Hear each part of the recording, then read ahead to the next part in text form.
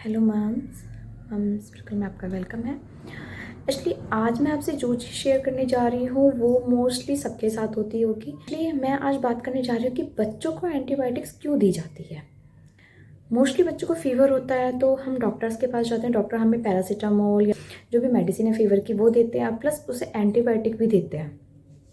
तो एंटीबायोटिक क्यों दी जाती है? सडनली मेरे मन में एक क्वेश्चन आया कि एंटीबायोटिक क्यों दी जाती है। तो मैंने उस पर रिसर्च किया, मैंने अपने डॉक्टर से कंसल्ट किया, डॉक्टर से पूछा, तब मुझे पता चला। तो वही एक्सपीरियंस मैं आज आपसे शेयर करने जा रही हूँ कि हम बच्चों को क्यों देते हैं एंटीबायोटिक्स। मतलब ऐसी क्या जरूरत पड़ती है कि हमें एंटीबायोटिक्स बच्चों को दी पड़ेगी।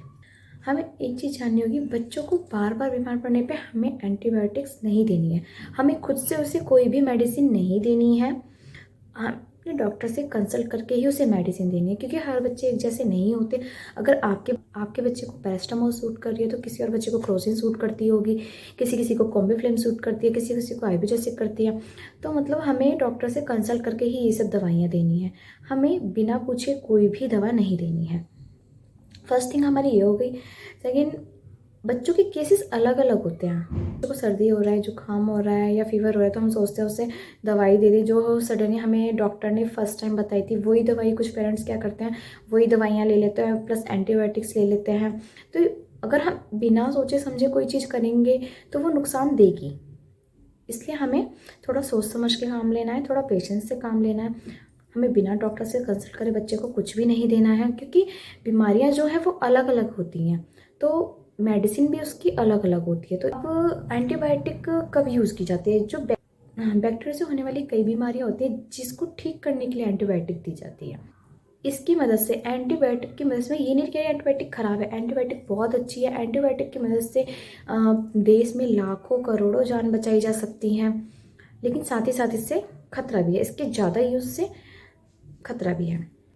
आइए जानते हैं कि बच्चों को ओवरडोज देने पे एंटीबायोटिक की क्या क्या परेशानियां हो जाती हैं बच्चों को, किस तरह के उन्हें नुकसान हो सकते हैं कि ज़्यादा एंटीबायोटिक के सेवन से।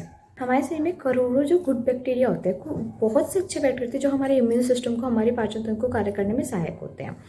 तो अच्छे भी होते हैं। बेवजह जो हम बेवजह एंटीबायोटिक्स ले लेते हैं उसकी वजह से ये वो जो क्या है वो इन्फेक्शन पैदा कर देते हैं। बेवजह एंटीबायोटिक लेने से खास तौर पर इन्फेक्शन ना होने पर जो हमारे जो अच्छे बैक्टीरिया होते हैं ये जो क्या है नष्ट हो जाते हैं।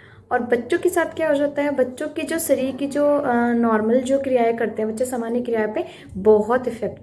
बच्चों को जो क्या है बार बार या फिर कम समय में एंटीबायोटिक देने से बच्चों का जो है इम्यून सिस्टम बिल्कुल बिगड़ जाता है। डाइजेस्ट सिस्टम, उसकी पाचन क्रिया बहुत ही ज़्यादा इफेक्टिव होती है, वो बहुत बिगड़ जाती है। अगर बच्चे ज़्यादा एंटीबायोटिक लेते हैं क्या होता है, उनके पेट खराब हो सकता है, उनके पेट में दर्द हो सकता है, खुजली हो सकती है, रैसेस हो सकते हैं, कई एलर्जीज हो जाती हैं, उनको दस्त लग सकते हैं। तो इसीलिए इन चीज़ों का हमें बहुत ध्यान रखना है कि हमें एंटीबायोटिक्स रेयर केस में ही देनी है। अपने आप से हमें कोई भी एंटीबायोटिक नहीं देनी है। हमें बिना डॉक्टर की सलाह के बच्चों को कोई एंटीबायोटिक नहीं देनी। जो बच्चे ज़्यादा से ज़्यादा मात्रा में एंटीबायोटिक्स लेते हैं उनको जो है कुछ गंभीर एलर्जीज हो जाती हैं, कुछ बहुत ही ज़्यादा मतलब डिफ़िकल्ट वाली एलर्जीज होती है, जिससे जैसे कि जीभ पर जो है सफ़ेद चकत्ते दिखाई देते हैं, जीभ या मुंह पर सूजन आ जाती है, उल्टी, रैसेस, ये सब जो है ये सब बीमारियां बच्चों के साथ लग जाती हैं। अब हमारा सवाल ये है कि एंटीबायोटिक्स दी क्यों जाती है?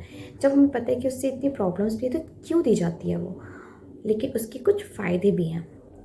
एंटीबायोटिक्स ज़्यादा मात्रा में लेने पर वो नुकसान करती है, लेकिन उसके फ़ायदे भी हैं। एंटीबायोटिक क्या काम करती है? एंटीबायोटिक का उपयोग हम इस तरह के जीवाणु बैक्टीरिया के संक्रमण को रोकने में करते हैं जो कि हमारे शरीर में पैदा होकर इन्फेक्शंस, कई बीमारियां फैलाते हैं, इन्फेक्शन फैला देते हैं। तो इसलिए हम एंटीबायोटिक का यूज़ करते हैं कि उस बीमारी से, उस इन्फेक्शन से हम बच सकें। इसी हमें नहीं पता होता कि हमें नॉर्मली हमें फीवर है या फिर हमें बैक्टीरिया इन्फेक्शन ने इन्फेक्ट कर रखा है। तो इसीलिए हमें डॉक्टर की सलाह के बिना नहीं लेनी चाहिए एंटीबायोटिक। एक्चुअली क्या हुआ कि मैं आपको अपना एक्सपीरियंस शेयर करती हूँ।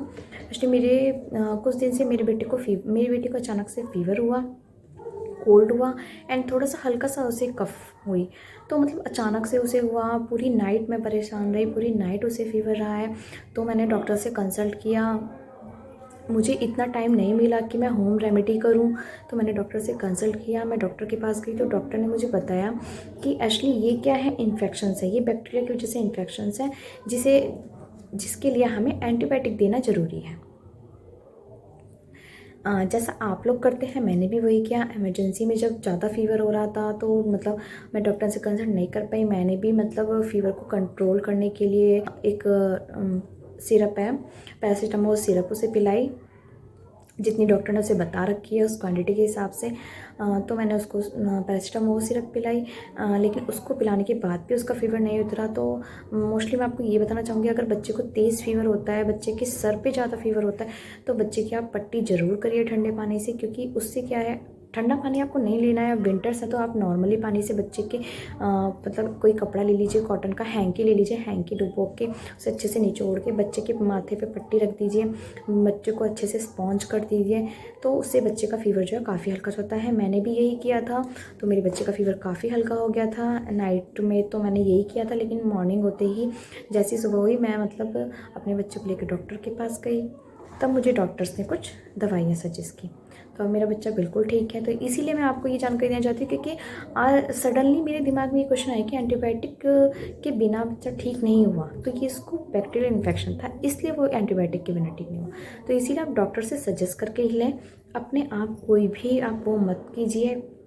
जैसे कि मैंने बहुत सी वीडियोस बनाई हैं, मैंने उसमें आपको बताया, मैंने होम रेमेडीज़ बताई हैं, लेकिन मैंने हमेशा ये बोला है कि अगर आपके बच्चे को 3 दिन से ज़्यादा कोई आपको प्रॉब्लम लगती है तो आप डॉक्टर को ज़रूर दिखाएं। अगर आपको फ़ीवर है तो आप ज़रूर डॉक्टर को दिखाएं। अगर बच्चे को फ़ीवर है तो आप डॉक्टर, बच्चों के साथ कोई भी एक्सपेरिमेंट ना कीजिए। Thank you. अगर आपको मेरी वीडियो, मेरी जानकारी अच्छी लगी हो तो प्लीज़ लाइक एंड सब्सक्राइब जरूर करें, और मेरी वीडियो को आगे शेयर जरूर कीजिए, जिससे और मम्मीज़, डैडीज़, मतलब जो पेरेंट्स हैं उनको हेल्प मिल सके। Thank you.